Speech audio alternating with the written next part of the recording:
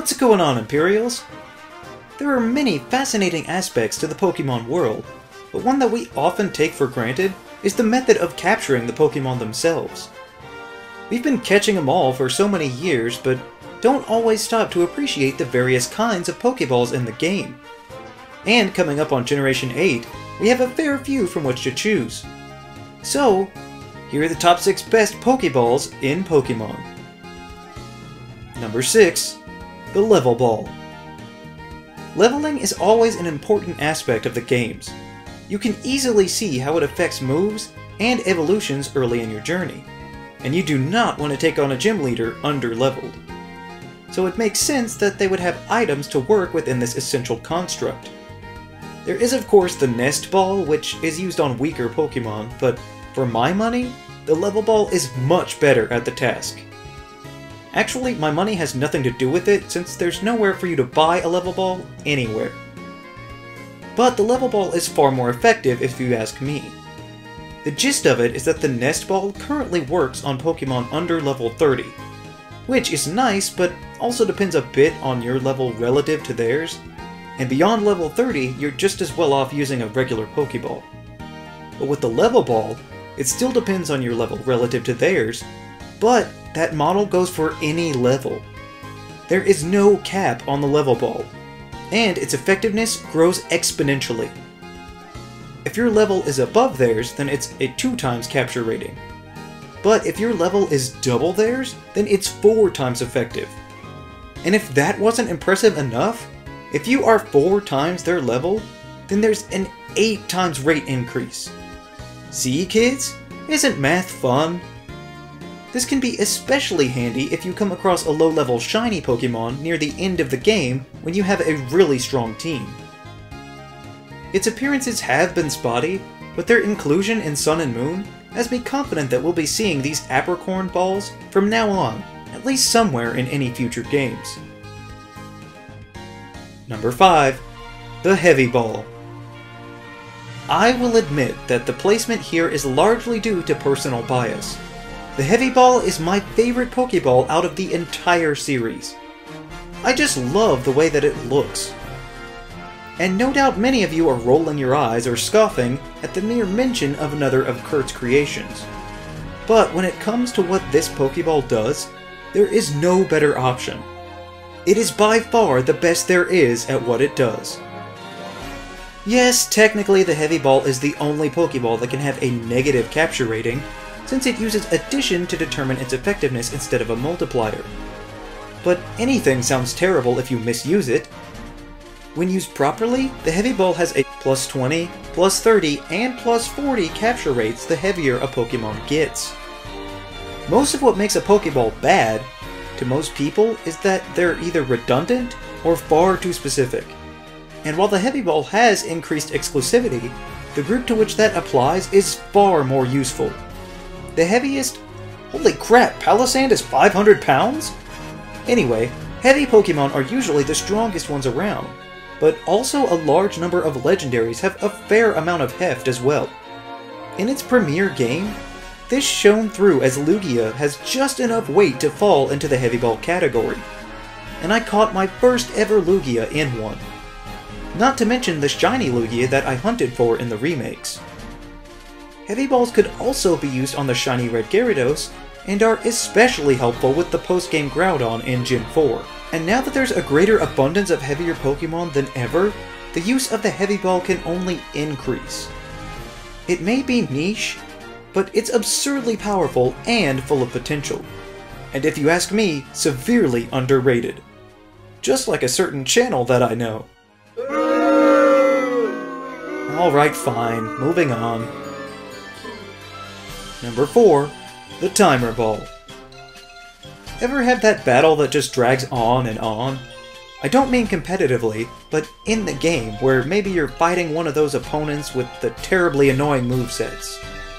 Wouldn't it be great if there were something to help you take advantage of your wasted time?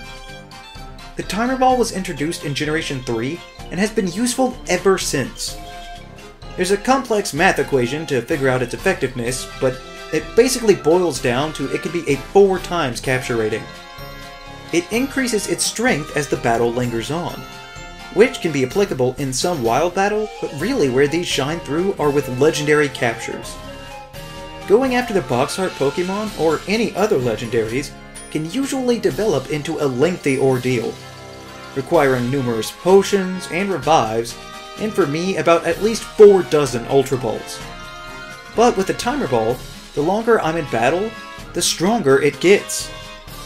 I just love having that kind of ace up my sleeve. The first ever Regigigas that I fought in a game, I ended up catching with a Timer Ball, and I've appreciated it ever since. The longer a battle drags on, the more potential you have to get weaker. So I just love that there's an item that will only grow in strength to back me up in my hour of need. Number 3. The Netfall.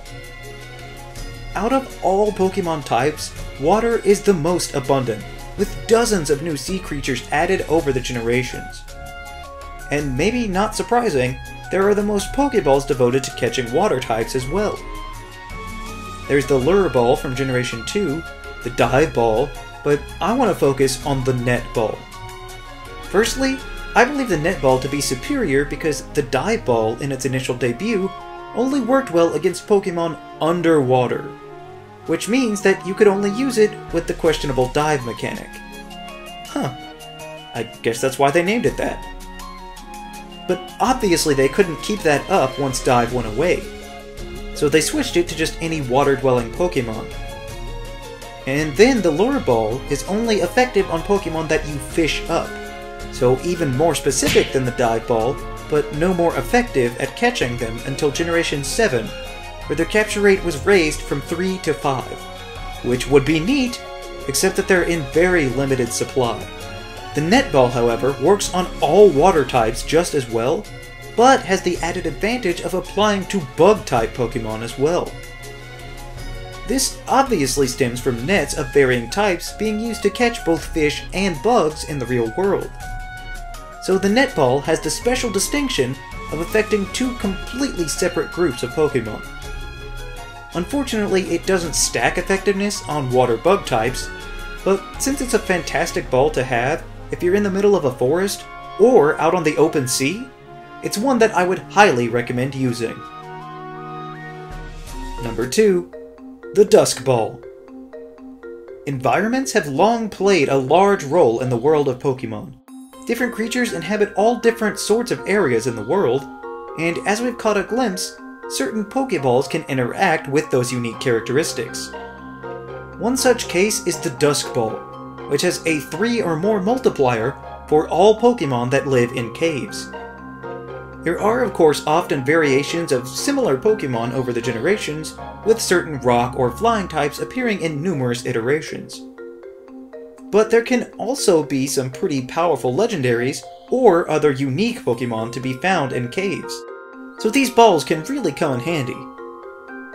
That alone is good, but probably not enough to put it all the way up here on the list. The second function of the Duskfall is that it applies the same multiplier at night. Anywhere. As long as the sun is down, this Pokeball will have the edge over anything you want to catch.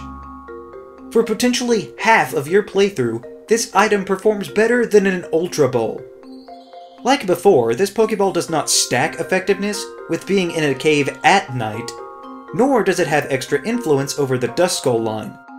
Having such power during the night entices you to go out and explore just what kind of Pokemon might be out there after dark, as if you needed another excuse to stay up far past your bedtime. The potent nature of this item and the wide range of potential targets makes the Duskfall one of the best to use in the games. Plus, you really can't beat that color scheme. Number 1. The Quick Ball. Oh no! A wild Pokemon appeared! You'd like to catch it, but your team is in no shape to battle. What do? You could strap in for a long, grueling fight, but you do have this Quick Ball. You might as well try it out and see whether or not it can catch— oh look, the Pokemon was caught! Quick Balls are incredibly useful at their one specific job, but that job is so helpful. The Quick Ball is the opposite of the Timer Ball, meaning that it has a huge buff on the very first turn of battle, and then immediately loses it for the rest of the time. If you throw a Quick Ball on the first turn, it now has a 5 times capture rate for any Pokemon. That sounds a bit overpowered, but you have to remember, this is only on the first turn. You have no chances to whittle down its health or apply any status conditions, so the first throw has to count. And really, if you have them on you, there's no harm in just tossing one out first turn to see what happens. If it works, you can immediately move along, and if used enough over the course of the game, it can save you dozens of hours in battling and hundreds of other items that you won't have to use. You could toss one at a legendary first thing just to try it. That's how I caught all of the lake spirits. It's just such an easy step that can save you so much. Quick Balls are also handy for filling out the Pokédex and nabbing up any stray monsters that you've yet to get your hands on. Not to mention, it's pretty perfect for successive captures of a specific Pokemon if you're looking for a certain nature or ability. It can be a bigger time saver than the running shoes. There's about nothing more convenient than ending a battle right when it starts, and the best way to do that is with the best and most expedient Pokeball around in the Quick Ball. So, those are the top 6 best Pokeballs in Pokemon. Which Pokeballs are your favorites? Let me know down in the comments. Also be sure to leave a like, share this video, and subscribe so that you too can become an Imperial today. And we'll see you around next time!